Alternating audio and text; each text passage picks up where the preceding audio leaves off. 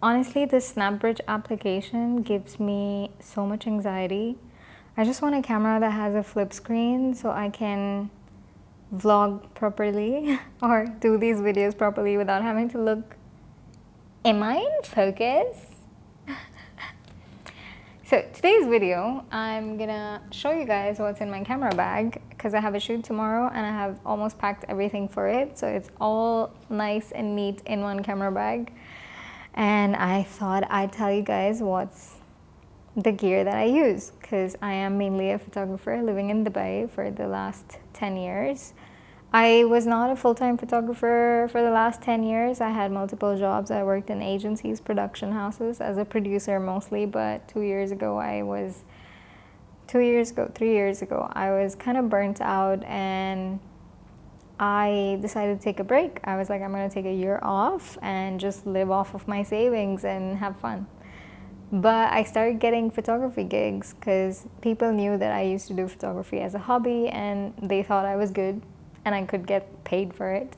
So I started doing it for money and I never needed to get a job again. At least not until now. Alhamdulillah, God's been good and it's reasonable. There's ups and downs, obviously, like any business or any freelance situation, but I am glad that I took that step, or actually the universe pushed me towards that step and things just made way somehow.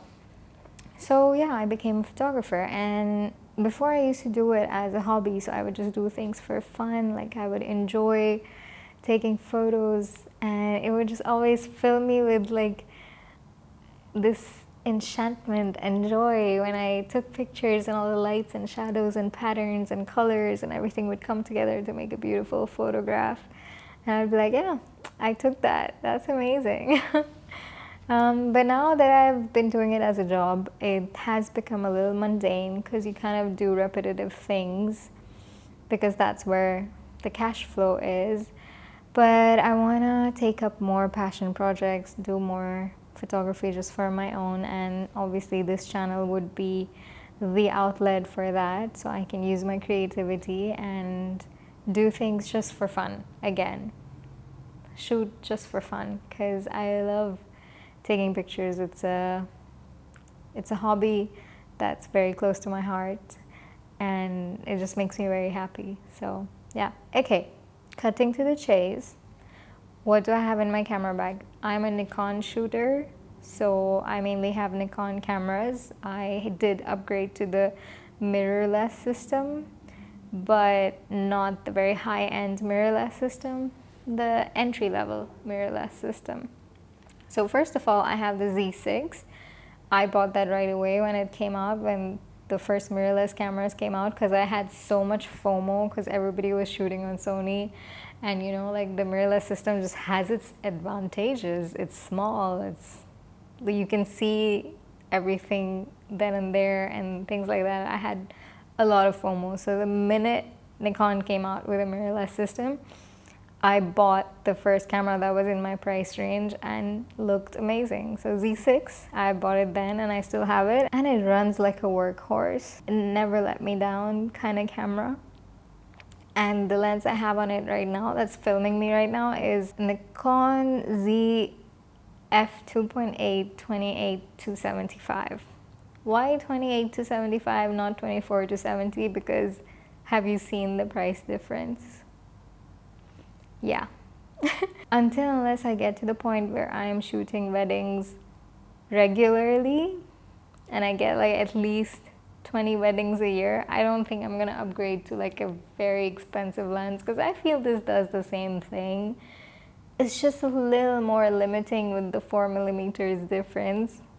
But at the end of the day, photos either go online or on a small print album, so you can't really pixel peep and tell the difference. And I think you can take a good photo with any camera or lens these days if you know what you're doing, if you know how to use the light around you, if you know how to compose and play with colors and things like that. So a good photo is just a lot of things, not just a good lens or a good camera. So this camera is like 4 years old or maybe older, but it's still amazing. So you don't always need the latest stuff.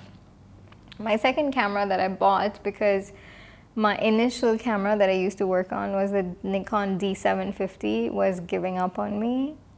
So this is the second camera that I got. It's the Nikon Z5. And you can Google the images, but it's a cute little mirrorless thing. It's really amazing. It's also an entry-level camera. So anyone who is commercially shooting obviously would not use this. By commercial, I mean ad agencies or TV production or things like that. But for anything that is personal, like weddings, family photography, portraits, branding photography, like any kind of photography that goes online or social media, this is amazing. It does not have the good burst rate like the Nikon Z6 has, but I don't really need it that much because I'm mostly shooting portraits and posed photos, and like my compositions are very thought out, so I'm not like, you know. Anyway, the lens I have on it is the 2470 f4S. This came with the Z6 kit, and honestly, even though it's a kit lens, I think it's a really good lens. Like, for the price, for the size, it is amazing. I've actually used it a lot for group shots and for flash photography. It's so crisp. I love it. Okay, that's my two cameras and my two lenses, my main lenses. And then I have one other main lens that I absolutely love. This lens. Oh my god. Okay, this is the Sigma Art 50mm 1.4. This is made in Japan. I want to go to Japan one day. Okay, so Sigma Art 50mm L. And I always have this adapter on. This is the FTZ adapter, which is like Nikon to Sigma, because this is like my second go-to lens after the 2875 f2.8. But I'm starting to use less and less of this because I feel like a lot of the times I'm starting to shoot more environmental shots, so I don't want everything to be blurred. Mostly I want to see what's going on behind the scenes of the portrait, you know. So yeah, I have been starting using it very sporadically. No, what's the word? Sparingly, something like that. Where I kind of focus where it's a low light scenario, or I'm on a dance floor, or an after party where I want two kind of looks for the images.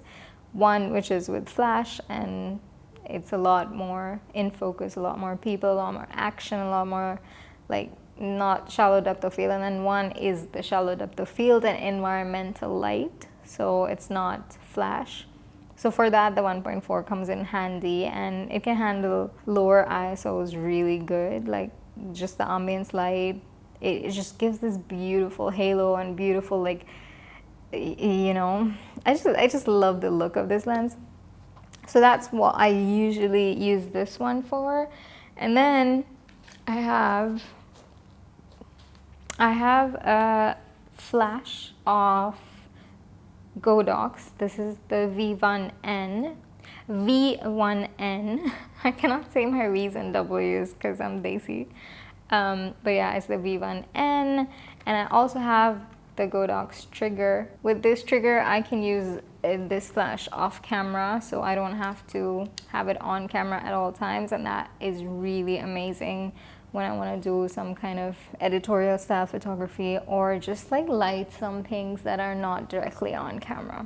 I do have another Godox light, which is not here because I'm not packing it for tomorrow, but it's an 8200, and I use these two, some fashion stuff, where the 8200 is my main light and this is kind of like a hair light or a key light or a backlight or things like that. Then I have this pouch. This pouch has my audio kit with all the cables and stuff. The audio kit is on me right now. It's the Saramonic Blink. It's a very old version. It's not the new one. It's not the slimmer, sleeker, newer version because I got this for a job 4 years ago, I guess, or more or less, something like that. But it's been sitting in the drawers for forever. The most it's been used is by friends who kind of borrowed it from me, but now I'm putting it to use, so that's good. It does look a little bulky and heavy, but I don't usually show it. Like, I don't put it here. I kind of use the, I kind of use the wire, so that's fine. And the transmitter is on the receiver. Is that the transmitter? That's the transmitter. And then this is the receiver. Sorry, no, this is the transmitter. That's the receiver because it receives it and puts it in the camera. It's okay. As long as you understand how things work, it's fine. Things get messed up sometimes. All right, then what else do I have? Obviously, the most important thing is batteries, extra batteries. So I always have batteries in the camera, batteries in chargers, extra batteries in pouches. Because mirrorless cameras do tend to run out of batteries faster, especially if you're shooting video and the screen is on the whole time, so you gotta change batteries a lot. But for photos, I think 2 batteries per camera if I'm doing a full day of shooting is more than enough. What else do I have? That's it? That's it for now? Oh yeah, wait. I do have this tiny light from, I have no idea. I got it off of Amazon because a friend had it, and she said it was amazing. So I got it because I do close-up shots of like details and stuff. So a little add-on light is amazing for that. So I have this in my bag. And tomorrow I'm shooting jewelry, so this is gonna come in really handy. You know, just get in close, get some backlight, like some side light. Side light, that's what they call it. I do have a 7200 f2.8, which is like the older version, so I need to use the FTZ adapter for it. But I try not to use that lens because using that lens makes me feel like I went to the gym 5 hours, 7 days a week. It gives me pains that I didn't think I would have. But given that I have reached my 30s, so that might be another reason. You might be okay if you're younger. But yeah, I rarely use that camera unless I have to use it, which is in the circumstance that I'm shooting a conference or something like that, and the speaker or whatever the action happening is far away, and I need to capture that far away action with a long lens. That's the only time I use it, because I don't think I need the compression when it comes to portraits, because I feel like I want to do more environmental stuff. So I keep it for super special events when necessarily I need it. That's pretty much all my gear, and I'm super proud of it for collecting all of this over the years, even as a hobby, even before I went full-time as a freelance photographer in Dubai. But yeah. Oh yes, I also carry a separate bag that has my MacBook and all the SD cards and the CF cards for my Z6 in it, and extras obviously. But then I also have an extra card pouch in here because you can never have enough cards. There's just like a backup card pouch. The other one just stays super close to me, like super close, because I'm always paranoid and I keep doing backups and stuff. Like when I shoot a wedding, I come home and I make like 5 different backups. I already have 2 cards and then 3 different hard disks. So, and I don't format the cards until like I've delivered the wedding. So I just like stop using those cards and put them away like labeled and everything. So yeah, that's it. That's it. And I want to get in my arsenal now some video lights. So if you have any suggestions, drop them down.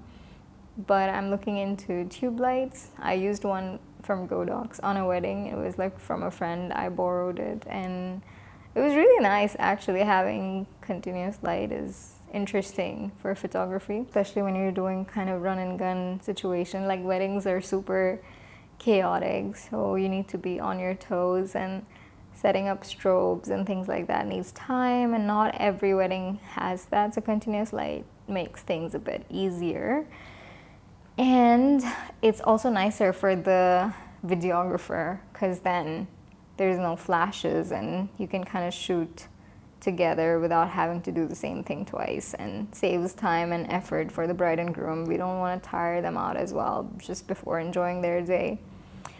So yeah, that's it. That's all my gear. And if you have any questions about being a photographer in Dubai, or about being a freelancer, or how I got into photography, or just anything random. No, don't ask me random things. Or do. This is a chit chat session. Who cares, right? After tomorrow's shoot, I'm planning to do a couple of photo walks in Dubai. So hopefully maybe I'll go to the creek or Old Dubai, even though Old Dubai is done a lot. But I think some things are just evergreen. So you can keep shooting them, like the Big Ben. Everybody shoots it, but still people keep shooting it, right? But there's a lot of places in Dubai that people don't really know about, don't focus on, and there's so much photography potential. So I want to do photo walks there and shoot videos and stuff like that. So that's coming up next. That's it for today. I just wanted to chat about my gear. Don't subscribe, because every time the subscribers get more, I feel like, oh my god, this many people are watching. I just want to post because it's fun, but I don't want people to see it. I don't know. I don't know, it's just a strange feeling, because like I posted this video about my travel in Pakistan, and I kid you not, I shot it with an iPhone 7 and I took photos with my Nikon D750. I'll tag it if you want to see it, but it was like, I just wanted to share it with my family, and I was like, oh, this is nice. But for us, because it's an iPhone 7 footage, the good thing is, like, Pakistan is so beautiful that it just makes everything better. But I didn't think it's gonna get that many views, and it got that many views, and I was just like, oh my god, what's going on? I'm kidding. Subscribe, leave a like as well, and then let's chit chat. But for now, I'm gonna say bye, because I need to wake up early tomorrow and I need to do my nails again, because tomorrow is work day, so we gotta be proper and professional.